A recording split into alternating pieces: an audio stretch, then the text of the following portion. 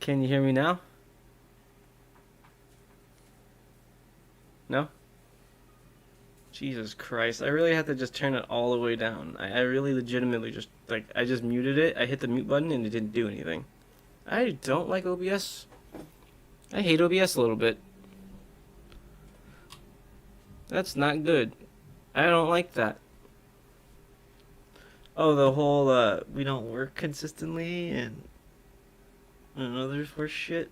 Can I start it? No, another 3 minutes left to go. Oh, yeah. Yep, now you gotta host it.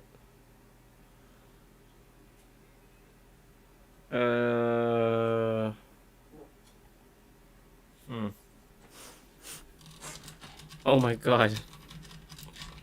You're very blurry, my friend. Turn on your autofocus. I'm pressing it.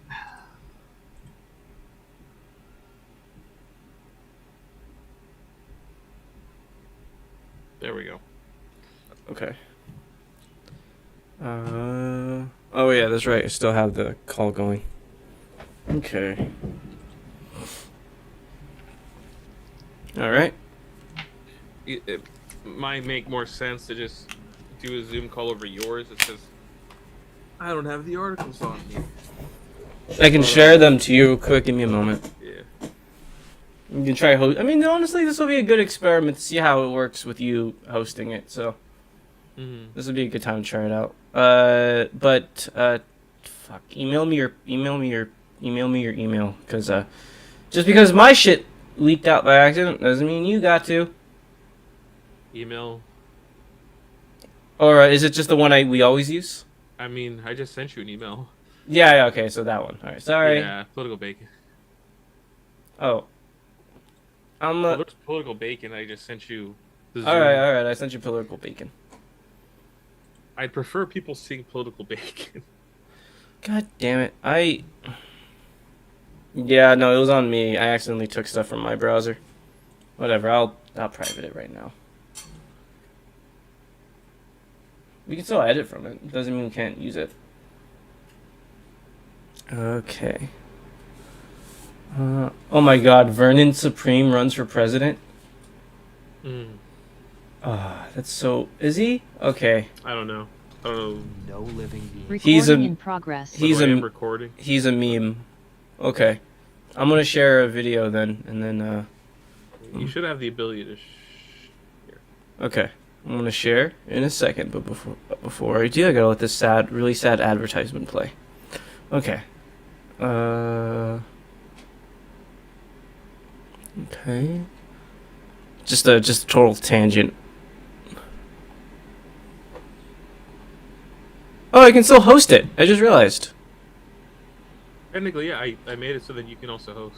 Oh, yeah. Okay, I shit. guess it also solves the issue too. Either way. Yeah, huh? Yay! Fuck you, Zoom. Fucking bastards. Which might be better because I don't have dual monitor, so I'm just like looking at the article. No, I'll just melt my eyeballs. It's all good. Okay. Mr. Vernon. All the people running for president are names you know or faces you've seen before. I can give you all my power. Oh wait, is it sharing sound? No. Damn. Fuck. Where's that setting to share sound? Got it. I got it. Wear your guns and give you better Got it? Yeah, we're good. Of course, it wouldn't be a New Hampshire primary without my favorite perennial candidate, and again, he is real, Vermin Supreme. I support democracy and all of its. Oh my god, he got 0.6% of the vote. But was it more than fucking Cenk Uygur? No, Cenk Uygur. No, remember Cenk Uygur fucked up the filing process for some of the states. I think. All right. We have to make a post. Vernon Supreme here, and then Cenk Uygur here. Let's see. He's scrolling. Right. He's scrolling. No, I don't even see him. What state was he on the ballot in? I'll check right now. I don't know. Shit. I'm just saying, when Vernon Supreme New Hampshire has a higher vote count in New Hampshire. Look, and you can say, yeah, like maybe there were some fuck ups. They didn't get it in time. He ran too late. But then again, that's also a point for Vernon Supreme. He's punctual. All right, he's on time. He is a man that will not leave you hanging. All right, he's ready for the job. He shows up early. All right, or at least on time. Not Cenk Uygur. Cenk Uygur gonna show up on time to be a fucking presidential candidate. Oh, Cenk Uyghur's not even on there. Yeah, I'm going to guess it's because he either didn't do it early enough or he didn't get enough of what's like he needed like polls, he needed a bunch of like things to show. But even then, like I think look, how should I put this? What? Vernon Supreme got on there and you didn't. Like I'm just look that says enough on its own, right? Oh, here, you want to see an interesting article? Yep. Just hunting around. State Ballot Law Commission upholds barring Cenk Uygur from NH primary ballot. So he didn't even get on the ballot. Oh, yeah. Was it because of oh yeah, I remember in one of them it's no person except the natural born. Yeah, I know. He literally like crossed out the parts where it says you can't run because you weren't born here, and he says no, like look, man. Oh, this is a joke. Cenk, I actually genuinely have respect for you, man. This is a joke. Come on.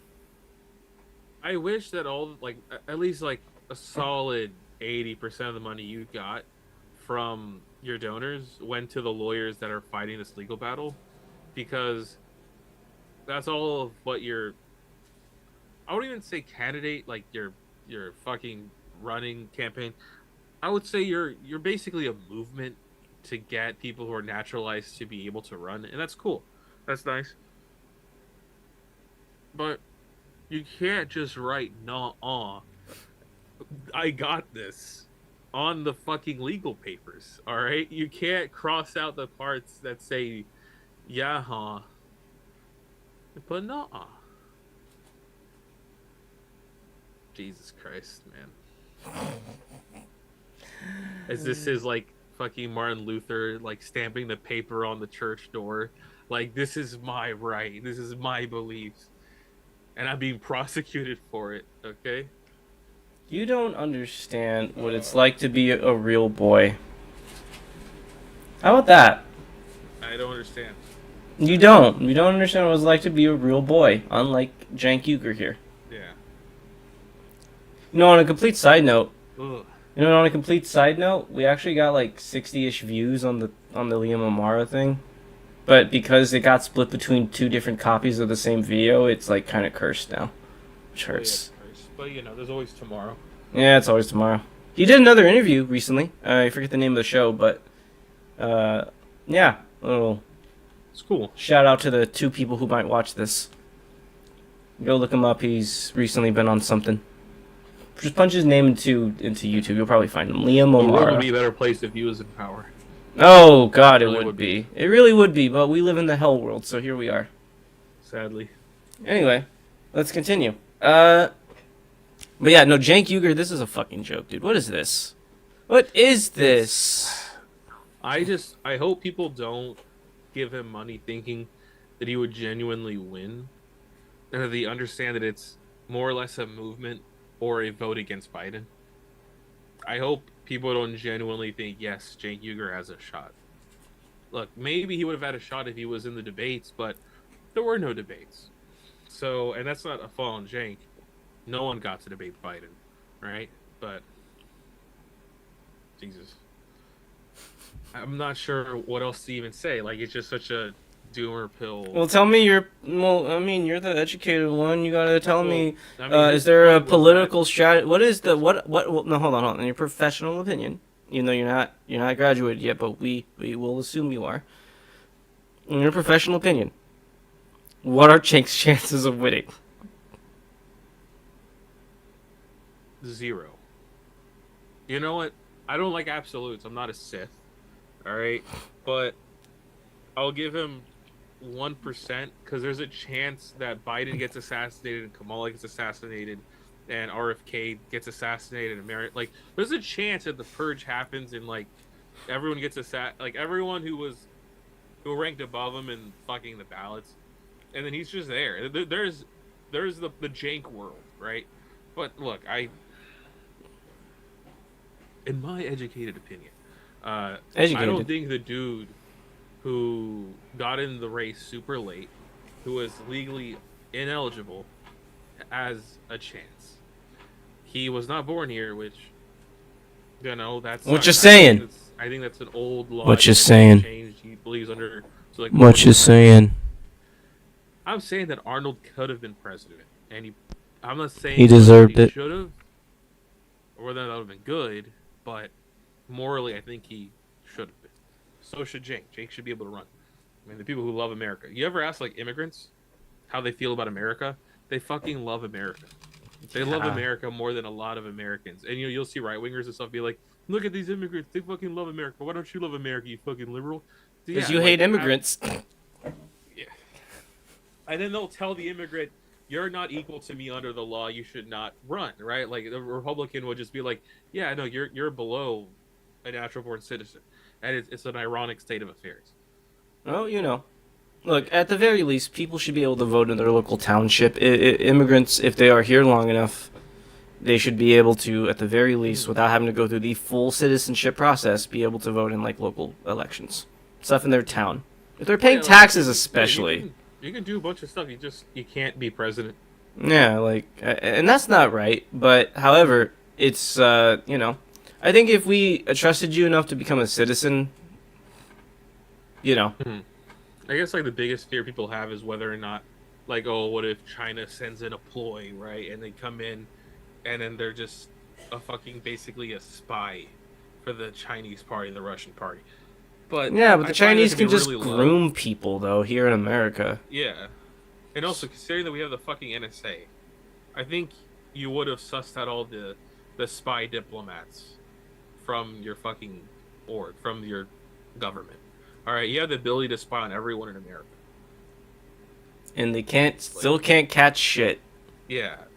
Well, that is true. At the end of the day, they've shown they're not able to catch a lot of fucking people. So Yeah, but I was saying, I shouldn't trust the NSA. They see all your fucking dick pics, but they can't stop. Bloated government spending, that's all it is. Yeah. Alright, well, speaking of bloated government spending, there were 2 landers, and I'm a man who loves to compare and analyze. I'm a real comparative-minded person. They say comparison's the thief of joy, but I generally think in this situation, it's not. So, there were 2 missions recently that met their conclusion. There was Japan's Mooner lander. It just landed on the moon.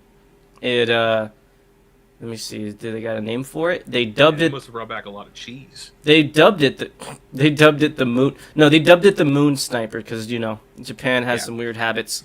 But they have to penetrate things with their fucking grimy satellites and tentacles. But in all seriousness, though, this is actually really good. I believe now it's the 5th country, according to the article. It's the 5th country to land such a probe on the moon. And why is this important? It's to demonstrate that Japan can land something on the moon without it exploding into pieces. What article am I... Oh, yeah, I forgot. Almost forgot to show it. Here you go. Oh, wait. That's not how you do that. Look, there's one thing I'm willing to say, give the infinite check to. I mean, of course, put little asterisks and regulations on it. I mean, to fucking space exploration. Yeah, but specifically though, I think we should give it to the public sector, not the private, and I'll show you the reason why. Yeah. So they did an amazing. They achieved an amazing thing doing this. Now, what's the other one? So it's called Odysseus, and it's a private lunar landing craft. Now, what happened to it? Well, it landed sideways. This fucking thing, they managed to land it, but they didn't. They got to flip horizontal a couple times. Odysseus' moon lander will cease working after sideways landing. U.S. moon landers Odysseus goes dormant after a week of lopsided landing. A little more. Yep. It was the first. It's one of the first of its kind. It's a private venture, and this is why you don't let companies do this. Because look, I believe these guys did all the work they can do. Their scientists are probably brilliant. Their engineers are probably brilliant people. However. It's ironic in so many ways. However, though, you got to keep something in mind. The priorities for these corporations is to cut corners and make money. when NASA does these things, it's either to experiment with new technologies or to build infrastructure, like say the space station or satellites for GPS. So Yeah. the incentive for the incentive for the public sector is far better than the one for the private sector, and I'd rather us have control over the future of that future than giving it to organizations that have incentives to make shortcuts. With shit like this, we cannot be making shortcuts. They made one mistake and the fucking Challenger blew up. So we don't need that right now for space exploration. We don't need those kind of failures. We already have other articles we went over that talked about it, where there was a company making drugs in space, like medicinal drugs in space, right? So pharmaceuticals. And I don't know if you remember, but basically they were denied re-entry because they didn't believe like their capsule was up to spec, up to regulation for a safe landing back on Earth. Unfortunately, the private sector has an incentive to cut corners, and that's just the reality of the situation. And stuff like this is too delicate to be trusted to the private sector. Yeah. Look, the way they made the comparison was like, instead of having a new fucking like Grand Caravan coming back from space, you had like a 1999 Honda Civic. we do need something like that for space eventually, but I see that more for a thing after we're in space, like after space has been settled. Not like, I don't think we should be because we have a lot of space junk. I think right now we need to build stuff that will last. Yeah. There's already a lot of like fucking fucked up 1999 Honda Civics in space, is what you're saying. Yeah, There's already a lot of like. I have a the prediction. Whole space is a pick apart. I have a prediction. A future industry for humanity will probably be mining that cloud of like debris. Because a lot of that, like, there's a lot of really high end materials in the debris fields, like gold and titanium and platinum. There's a lot of stuff worth getting. So spaceships are expensive. So I predict not a that. scientific approach, but just put huge magnets. All right, this will be the Trump approach. Big magnets. I think we should use a big net. Oh no, that's too. There's too much material. We just need really strong magnets. Big net. Fine. How about we ask Tesla, Elon Musk, to send up a SpaceX branded laser to slowly shoot down all the debris, only for it to be hit by a piece of debris and it turn into space junk too. Truly, the myth of Sisyphus, a Sisyphusian journey for this classical tale with the Odysseus probe. God. Yeah, no, it's one of those things where well, good on you, Japan. The Odysseus project. I feel bad for your engineers. It is ironic, though, that a project named Odysseus doesn't make it back home. You know, like it's just you name it something that was on a faraway journey and comes back. But I love how Japan called their thing a moon sniper. I don't know why they went so like violent with it. You couldn't have called it like, you have so many beautiful poetic names, Japan. You couldn't have called it anything else. Like, look, the many new PR people. Yeah, like, what was it? What's the name of their mountain? They got a big ass mountain there. It's beautiful. Didn't they name it after that or something? I don't know. They have so many beautiful names you could use. What the hell? I'm just saying. Anyway. Let's go on to the next one. What the hell am I looking at? Oh, Destiny Ben 2-parent households. Yep. Oh my god, the thumbnail for this is so raunchy. It's so exploitative. There's a couple parts of the video. I don't know. There's like chapters in the video.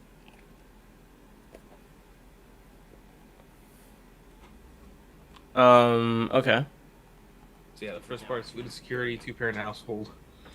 Oh, food insecurity. Oh, good lord. I don't think it's going to be good on this one. Wait, how is Lex Friedman on copyright claiming? I have no idea. I don't think we've ever really done a Lex Friedman video. Well, I guess we'll give it a shot then. Yep. Money into any program and at the margins will create change. I mean, there's no doubt that pouring money onto anything will create change in a marginal way. The question is, how large is the margin and how big is the movement? Right, so the delta is what I'm looking at. And so I think that you're starting at a second order question, which is, what if we ignore what I would think are the big primary questions of education, namely family structure, value of education at home, how much we have parents who are capable or willing to help with homework, what are the incentive structures we can set up for a society that actually facilitate that, how local communities take ownership of their schools, the big one, right? All of these ends up being disproportionate wastes of money. You know, I've talked before, pretty controversially, about the fact that an enormous amount of school lunch programs are thrown out, like an enormous amount. of that food ends up in the garbage can. Is there a better way to do that? If there is a better way to do it, then I'm perfectly willing to hear about that better way to do it. But it seems to me that one of the big flaws in the way that many people of the left approach government is, what if we hit every gnat with a hammer? And my question is, what if the gnat isn't even the problem? What if there's a much bigger substructure problem that needs to be solved in order to, if you're shifting deck chairs on the Titanic, sure, you can make the Titanic slightly more balanced because the deck chairs are slightly better oriented. But the real question is the water that's gaping into the Titanic, right? Yeah, and I agree with you 100%. But again, I feel like we're on the conservative merry-go-round then of never wanting to address That's not any. conservative merry-go-round. I can give you 10 ways. Well, sure, but still, like here would be the merry-go-round. I would say that like there's a minimum funding for schools that I think would help children. And then we go, well, the thing that would help them the most is two-parent households. So I go, okay, well, two-parent households actually aren't the problem. The issue is access to things like birth control for people who don't have children early on. And it's like, but the issue isn't actually birth control. The issue is actually you need a certain amount of money to move out early and to get married. And No, 100%. So here's the thing about food insecurity. Well, there's a statistic out there. I forget the exact. Maybe I should look it up. But for a lot of households, the majority of where they eat, for a lot of poor kids in this country, the majority of the calories they intake are from school, because school, think about it, gives you 2 meals a day, and that's 5 days a week. So out of and the only other days your family has to cover dinner and 2 days. That's a lot of food. Like, I don't think you fully understand the breadth of that support. Food's expensive. Food costs hundreds of dollars. That's a lot of money. That's rent money. That's gas money. So I think then, so like, sure, like you could talk about like single family households, and, like Destiny said, like we just never address anything. However, I think, like, I've advocated, this might be controversial or not, but I've advocated outright for just giving every kid the option to eat from the school. Even the rich kids, even the kids who don't need it. The reason I advocate for it is because it's not about them. It's not their money. Also, they're going to be a small group by definition. Yeah. And chances are they're not even going to eat from the school. Yeah. So it's a bit ironic when like liberals or even like right people, they'll be like, oh, but you really want to give this also to rich kids? And I'm like, dude, like, chances are they're not even going to eat it. They're not even going to, like, participate in it. We already throw away so much food. Look, Might as well just give it to all these kids who come to school hungry but can't afford to pay it. There's kids who rack up fucking, like, lunch debt. When I was in middle school, elementary school, high school, I did not get free lunch. I had to pay. And there are times I racked up lunch debt. If I remember right, the debt limit for me was $10. I was a cafeteria worker in high school, and I remember on a daily basis people being denied food. Yeah. So I also, like, I worked, I did a lot of times, what was it? There was a pizza and, like, chicken sandwich. Although most of the times it goes in the cafeteria, like the main cafeteria hall. Mm-hmm. Although I wasn't really, sometimes they're at the cash register, like, for the pizza stuff, but most of the time I was just, like, placing the food. But yeah, there's a lot of people who don't get it because they don't have the money that day because they reached their fucking debt limit. And also, how demoralizing is that as a child, as a fucking, like, 14-year-old, 10-year-old, you go up and they're like, sorry, you're too much in debt, all right? Welcome to America. That's how fucked up America is. We put our kids in debt. Oh, here it is, by the way. A study from, I mean, you could say it's biased. It's a study from the NHIS. Children consume roughly 30 to 50% of their daily calories from school food. As such, the school and food environment accounts for a major part of the overall food environment children experience. So, it helps kids. It does. There is no incentive for the government to even want to do this. This is a net loss for them anyway. So, yeah, it's... Why are we even arguing this? Like, why are we arguing feeding kids for? Like, what the fuck is this? What kind of hell world is this? Like, I understand. Like, there's a central part of their debate where they talk about, oh, do we need to solve food insecurity for them to be better at school? It's like, well, don't you just want to solve food insecurity? Yeah, what the fuck kind of question is that? And even if it doesn't majorly help school outcomes, that is already a worthy thing to tackle and a worthy thing to talk about, worthy thing to put money toward. And also the fact that our current state of affairs is putting kids into literal debt. Like, that's a really fucking big. And Republicans, yeah, they'll just scoff it off and be like, yeah, let's go after two-parent households instead. But by two-parent households, we really mean the only thing they'll do legislatively, legally, is make it harder for you to leave your abusive husband or leave your abusive wife. Like, awesome. That's really, at the end of the day, the only thing they can provide legally for you, because they are a party of small government. Yeah, Conservative values. Their values are more important than your kids eating. So Yeah. there you go. Listen, I understand the counter from a lot of conservatives. Oh, our economic policies make jobs. However, we're going through a bit of a slump right now, and a smart economist would know that in a slump like this, you need to provide more social systems. Yeah, we have less money. The economy, or no, we actually have more money. We just don't tax it. The U.S. economy makes a shitload of money. We just don't tax Yeah. it. So, And you know. they might say, "Oh, there's high enough taxes already," but there's, No, there's already not. so many fucking loopholes. And I remember being in class, and people were like, "No, taxes are already so high," but I'm like, taxes are a fucking, what's it called, a paper tiger, because there's so many loopholes that people like Jeff Bezos of Amazon, Tesla, like you'll find articles that are like, "Oh, they paid basically zero this year by year. They paid basically none because they lie on their taxes." And you know, like people like Tucker Carlson come out and be like, "Oh, but they pay most of the taxes." Ben Shapiro will say they pay most of the taxes, but it's like, yeah, but even then, they still don't pay as much as they should have. We know that they should be paying more. Sounds like communism to me. All hail, Daddy Bernie, the father of communism. Well, I mean, we can go through. Okay. Well, it's. Oh, body count Oh. was this? Sorry, just I guess cutting off the segment. Does it pop up the timer eventually? Yeah, when you have 10 minutes left. Okay. Well, I don't see the timer yet. So we probably got a little while. Yeah. You want to go through this then a little more? Yeah. Okay, what else? Rap me? Oh my god, I don't even want to watch that. The truth. Oh, me and you had to talk about the truth before. Mm-hmm. I want to see what they mean by that. Is that the body count one? Is that the truth? Oh Does my it matter? god. I know. You both care about the truth. What is your process this of really is just the arriving truth. at the truth? Cool. I think it's really important to, everybody will say that they're objective and that they are nonpartisan. I think it's really important to have mental safeguards for bad opinions. So, for instance, like a couple things that I'll ask myself is for a particular debate. Wait, I need to speed it up. Yeah. The truth. that I'm I know having, like, kinda Sam Harrison and Peterson talked a lot about it. Well, you know, I think there are multiple types of truth. I think you can't. How do you put it? You can't recreate someone's perspective to a T. You know what I mean? Yeah. So I think in that sense, that person's experience is a real experience. However, in terms of objective truth, it is not. So, you know, it's like when someone uses an anecdote to justify them being racist. It's like maybe that's your truth, but your experience might be true, but that's not. You know, that's not an objective reality. That's not a statistic. You know. So Yeah. I don't know. I can see that.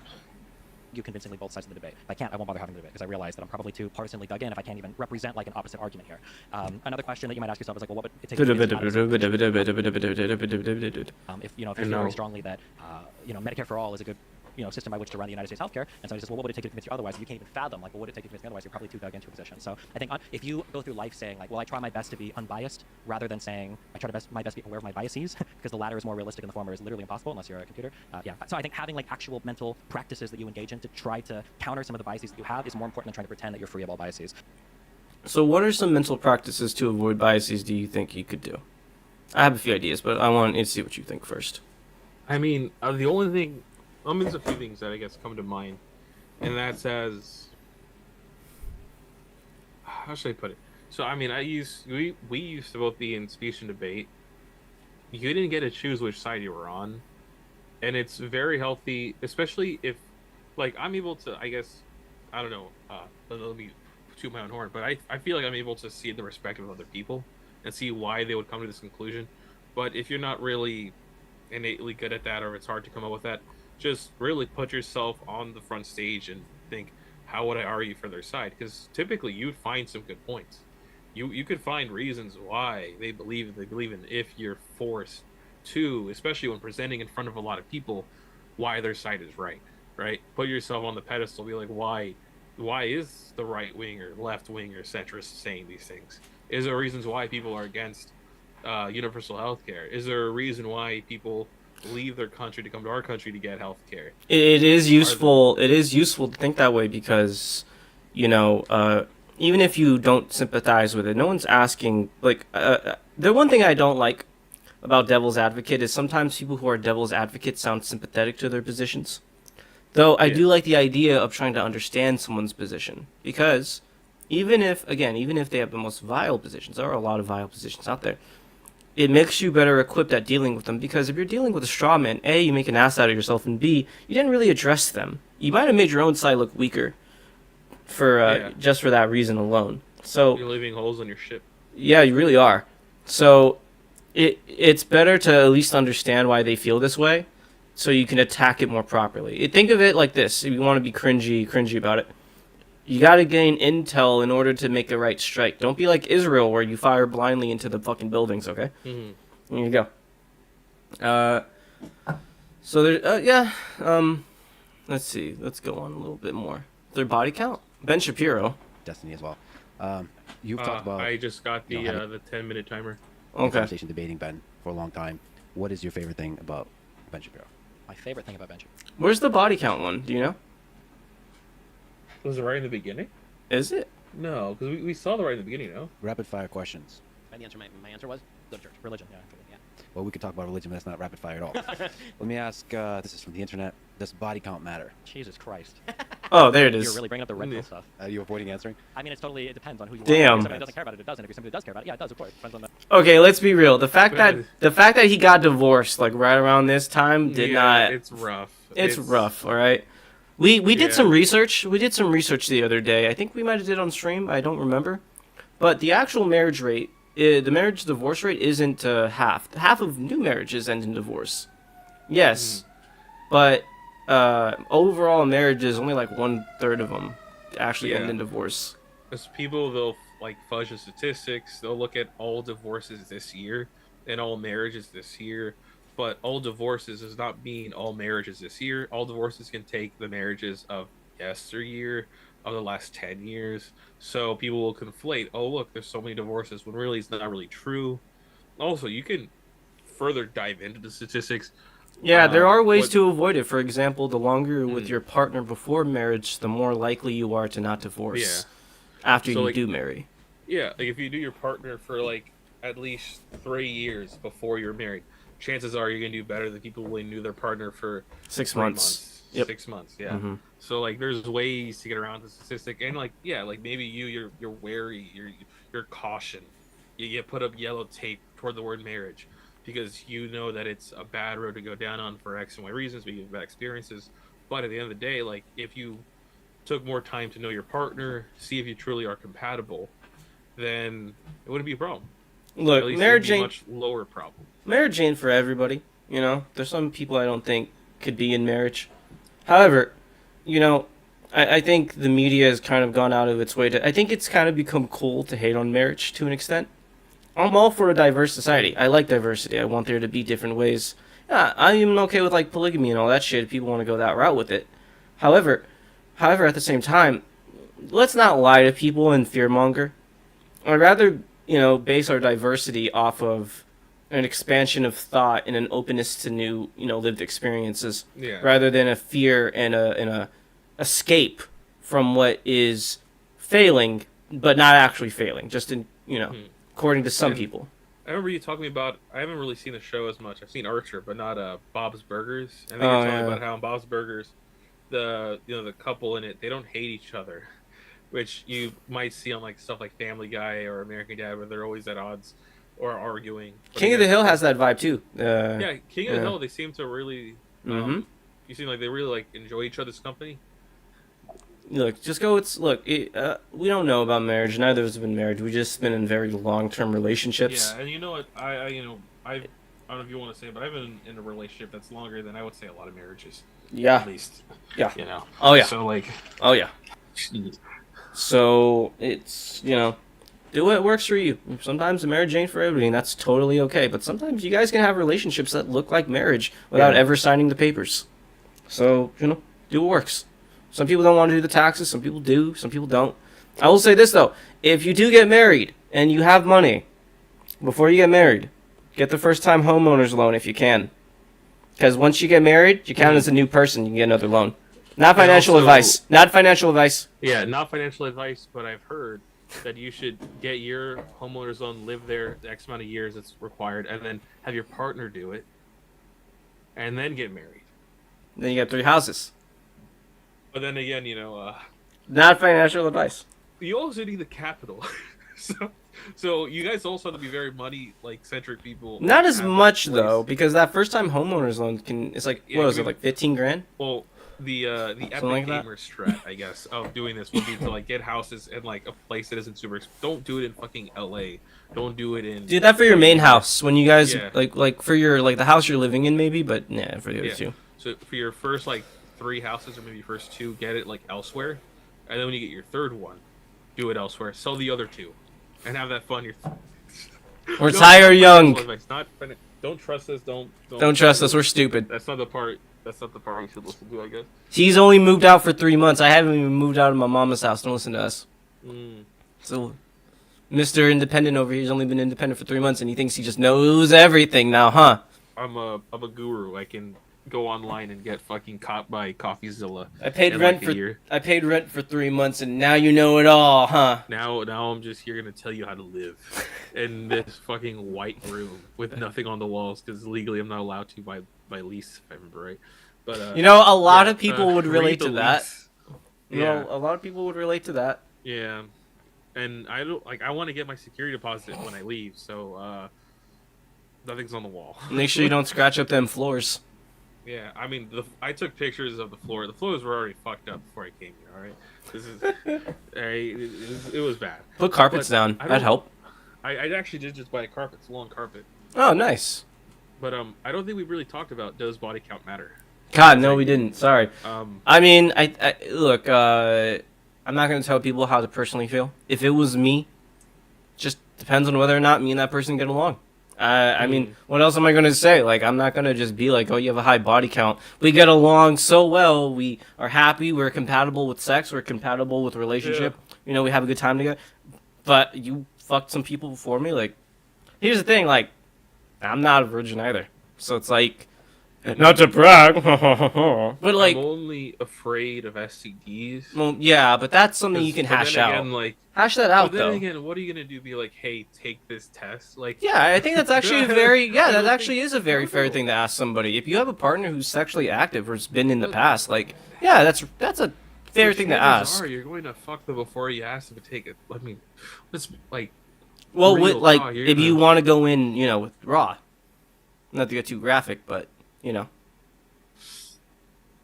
So, it does.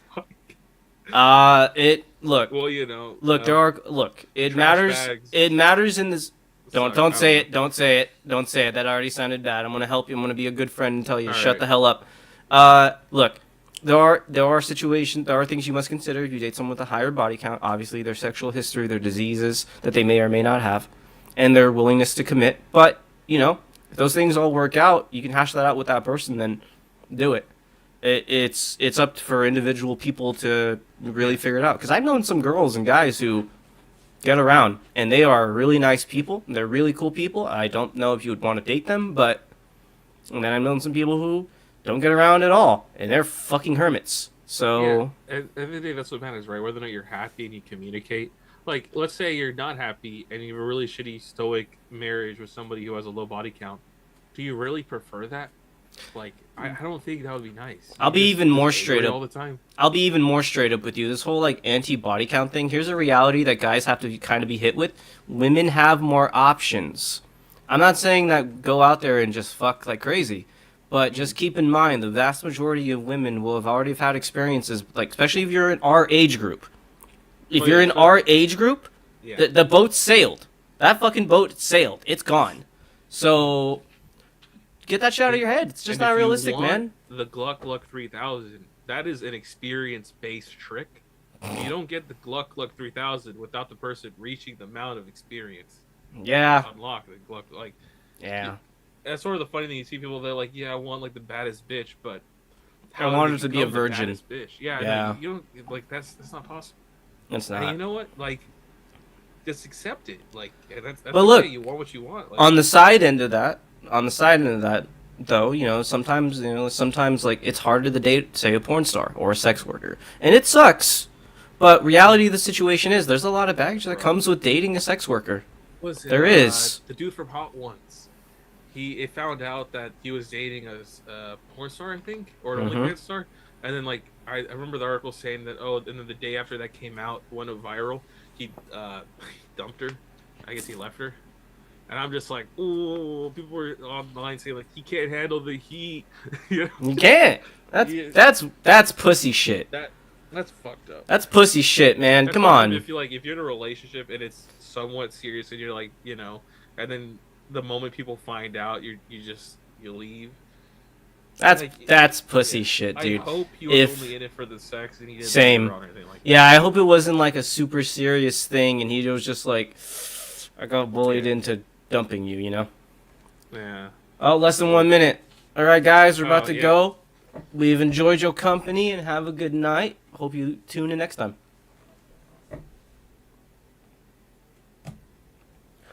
All right, well, guess it's on me now.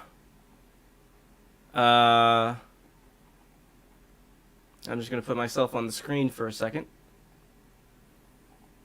All right, everybody, that's the show for the night. We hope you enjoyed. We're going to try to stream a little more often and do some more shows in the near future. We don't want to make any commitments or promises just yet, but there are some stuff in the works. There's also my side channel, Out of Touch, Saul's channel, Political Bacon, and once more content comes, we'll probably show that here, at least a little bit. And we appreciate your guys' time, and thank you guys for watching. You guys have a good night. Okay? Peace, love, and all the other good things.